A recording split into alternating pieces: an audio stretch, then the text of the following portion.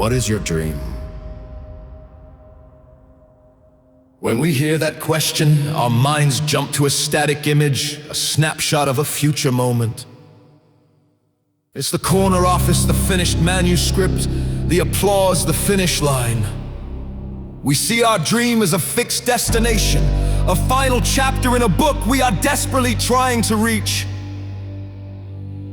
We believe the story is already written, and our only job is to follow the script, hoping we don't mess up the lines. But this is a fragile way to live. Because what happens when the script changes? When a character leaves unexpectedly? When a plot twist, a failure, a setback, a global pandemic completely obliterates the path you thought you were on? The story falls apart.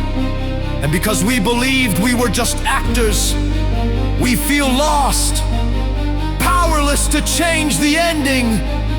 This is where we must make a fundamental shift. Your dream is not a static destination. It is a living, breathing story. And you are not just an actor reading lines. You are the author.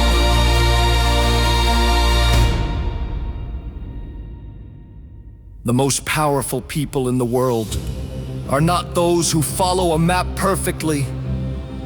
They are the ones who understand that they are holding the pen. They are not just living a story.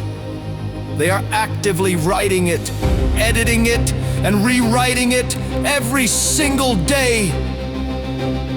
This is the practice of rewriting your dream narrative.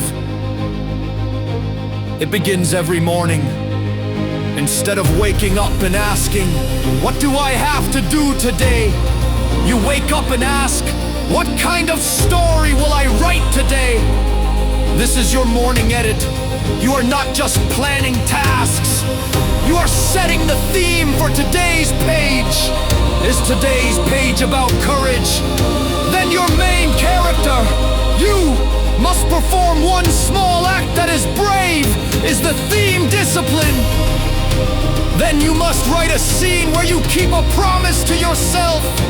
You are setting an intention for the character you want to build. Then comes the ink. Your actions are the ink. Every single thing you do writes a sentence.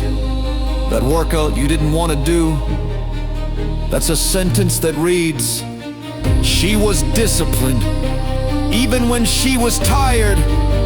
That difficult conversation you initiated, that sentence reads, "He chose courage over comfort." That moment you chose to learn instead of complain. They were resilient, finding a lesson in the setback. You are not just getting through the day. You are actively writing a narrative of a person who is strong, capable, and growing. You are building your character sentence by sentence, action by action.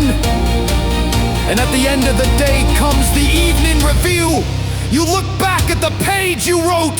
You don't judge it, you read it. You acknowledge the plot twists. The moments you failed or fell short are not errors to be erased. They are the parts of the story that build suspense, create depth, and make the eventual victory so much more compelling. No one wants to read a story where the hero never struggles. You acknowledge the wins, especially the small ones.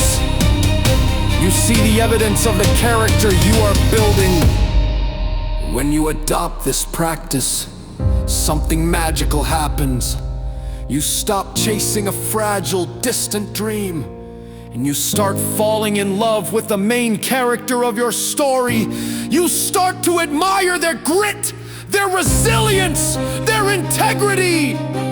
The goal is no longer just to reach the destination. The goal is to build a character worthy of an epic tale. Your life is not a script that has been handed to you. It is a blank book waiting for its author. The world has enough people passively living out predictable stories. It needs your unique, messy, courageous, and beautiful narrative. So pick up your pen. The page for today is empty. What will you write?